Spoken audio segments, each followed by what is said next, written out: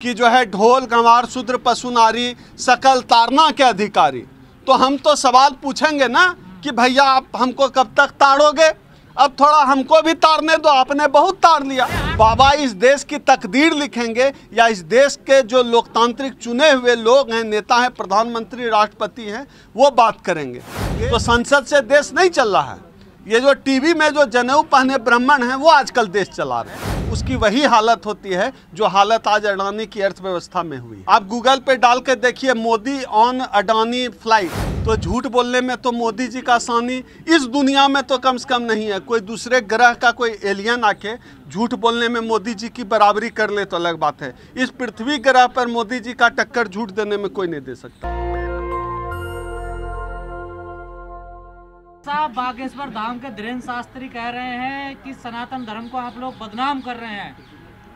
नहीं, हम कौन होते हैं सनातन धर्म को बदनाम करने वाले? जिस धर्म में जाति के आधार पर भेदभाव किया गया हो, जिस धर्म में लिंग के आधार पर भेदभाव किया गया हो, जिस धर्म के धर्म ग्रंथों में ही जो है भेदभाव की बात किया गया हो, उस धर्म किताबों के भेदभाव पर बात करना बदनाम कैसे हुआ? आपने जब अगर कह दिया कि जो है ढोल गंवार शूद्र पशु नारी सकल तारना के अधिकारी, तो हम तो सवाल पूछेंगे ना कि भैया आप हमको कब तक ताड़ोगे, अब थोड़ा हमको भी तारने दो, आपने बहुत तार लिया। अर्थ गलत निकाल लेना आप लोग। नहीं, हमने गंवार हैं आप लोग। नहीं, अर्थ गलत कहाँ निकाला? तारना मतलब क्या? देखना। मैं अपना अर्थ छोड़ देता हूँ। तारना मतलब आप कहते हैं देखना, और आजकल गीता प्रेस की किताब आई है, उसमें तारना का मतलब दिया गया है पढ़ाना। तो ढोल गवार शूद्र पशु नारी सकल तारना के अधिकारी, मतलब ये सबको शिक्षा दिया जाएगा, पढ़ाया जाएगा, ढोल को भी। तो हमने थोड़ा सुधार कर दिया, भैया इसमें ब्राह्मण छूट गया, तिवारी मिश्रा ब्राह्मण, पंडा पुजारी ब्राह्मण तिवारी मिश्रा सकल तारना के अधिकारी। अब तारना का मतलब देखना लगाइए या जो है पढ़ाना लगाइए, शिक्षा देना लगाइए, ये सब है तारना के अधिकारी। इनको क्यों छोड़ दिए? खाली जो है शूद्र को पढ़ाइएगा, ढोलक को पढ़ाइएगा, ब्राह्मण का गलती है किया है भैया, उसको क्यों नहीं पढ़ाइएगा? उनको भी ताड़िए थोड़ा। और मैं तो कहता हूँ कि इस देश में जितने टीचर हैं, अगर तारना का अर्थ शिक्षा देना है तो टीचर को ताड़क कहना चाहिए, और जो फीमेल टीचर है उनको ताड़का कहना चाहिए, और जो स्कूल है उसका नाम इस सरकार को चाहिए तारनालय रख दे, अगर तारना का अर्थ पढ़ाना और शिक्षा देना होता है तो। चमत्कारी बाबा कह रहे हैं गंवार लोग हैं जो धर्मशास्त्रों का विरोध कर रहे हैं, पढ़ना लिखना तो आता नहीं है। नहीं, जो संविधान के खिलाफ बात कर रहा है बाबा, उसको इस देश का टीवी 24 घंटा दिखा रहा है। और हम भेदभाव के खिलाफ बात कर रहे हैं तो हम जो है गंवार हो गए। संविधान बचाने की बात करना गंवार होना है। और जो संविधान के खिलाफ बात करें, आप बताइए संविधान के किस पेज में, किस पैराग्राफ में लिखा हुआ है कि हिंदू राष्ट्र होगा? और लोग हिंदू राष्ट्र बनाने की बात नेशनल चैनल पे कर रहे हैं।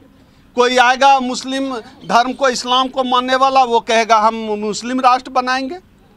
तो क्या इस देश में जो भी व्यक्ति, इस देश के प्रधानमंत्री को, इस देश के गृह मंत्री को, इस देश के जो CJI हैं, चीफ जस्टिस ऑफ इंडिया हैं, सबको सोचना पड़ेगा कि किस तरह से राष्ट्रीय चैनलों पर देश के संविधान के खिलाफ ये बाबा लोग, ये मनुवाद के पोषक लोग, ये भाजपा के लोग, ये संघ के लोग बात कर रहे हैं, कितना असंवैधानिक बात कर रहे हैं।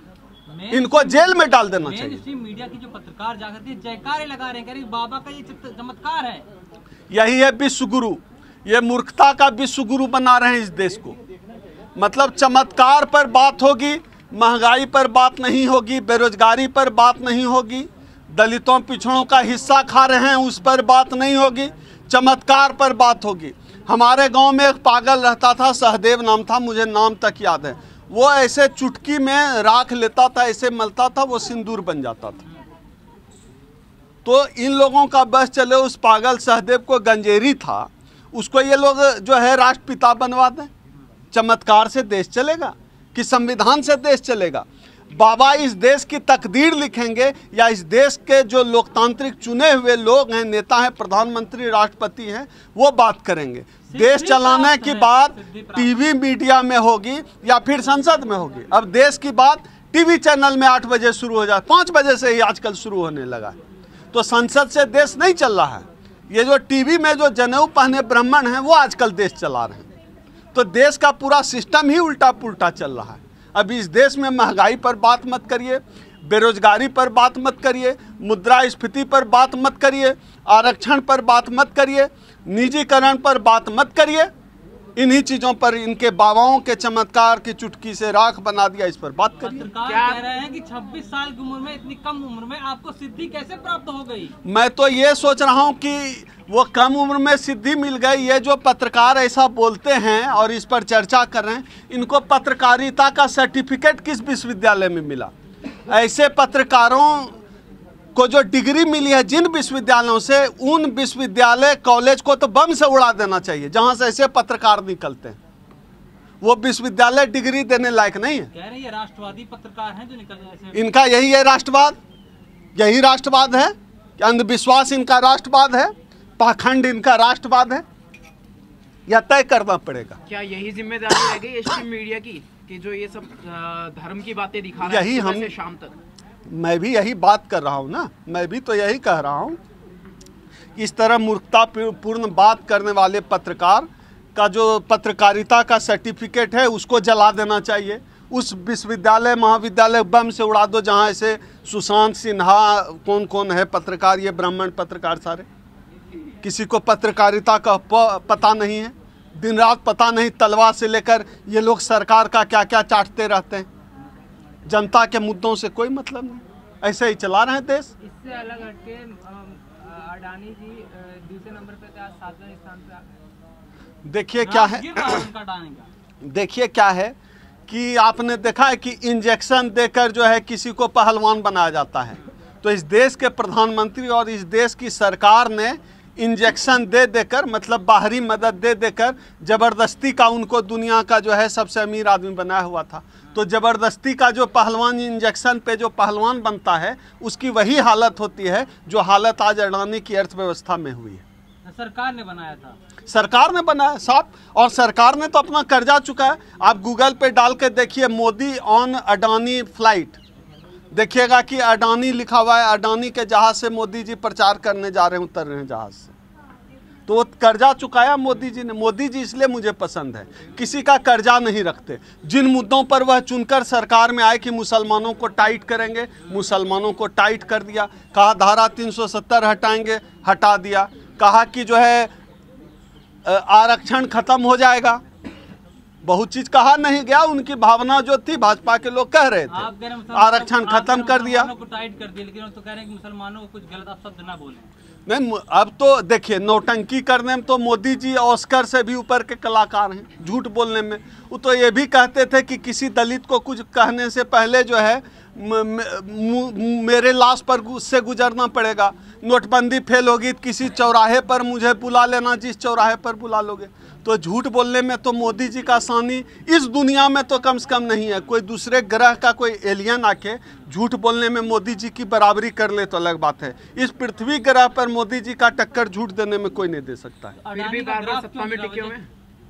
अडानी का जो ग्राफ गिरा, वजह क्या हो सकती है? ये तो अर्थव्यवस्था, देखिए ये बात जो है अर्थव्यवस्था की है। मैं बहुत टेक्निकल पर्सन नहीं हूँ, लेकिन इतना ज़रूर समझता हूँ ये ज़बरदस्ती के जो है अमीर बनाए गए थे सरकारी मदद से। वो गिरना ही था, नेचुरल नहीं था वो तो गिरना ही था। ये तो और बुरी हालत होगी इनकी। मोदी जी सत्ता में लगातार बरकरार है, इतने सारे झूठों के बाद में भी। झूठ की वजह से ही तो सत्ता में है। 15 करोड़ रुपए देंगे, बहुत हुई महंगाई की मार अब की बार मोदी सरकार, बहुत हुई किसानों पर वार अब की बार मोदी सरकार, हर साल 2 करोड़ रोजगार देंगे। ये सब झूठ ही तो बोला। तो झूठ की वजह से जो है सत्ता में टिके हुए हैं। बाबा साहिब जी ने मताधिकार दिलवाया था, वो तो मतलब खत्म ही हो गया ईवीएम के बहाने। नहीं, वो तो है। तो हमारा जो हम जो है 11-12 फरवरी को कॉन्स्टिट्यूशन क्लब में जो राउंड टेबल कॉन्फ्रेंस करने जा रहे हैं, उसमें हमारा मुद्दा है ईवीएम को लेकर। Thank you. नेशनल दस्तक की आपसे गुजारिश है कि अगर इसको बचाना चाहते हैं तो नेशनल दस्तक को सब्सक्राइब करने के लिए रेड कलर के सब्सक्राइब बटन को दबाएं, फिर बेल आइकन की घंटी दबाएं। नेशनल दस्तक को बचाने के लिए बहुत जरूरी है कि हर खबर को शेयर करें, लाइक करें, कमेंट जरूर करें।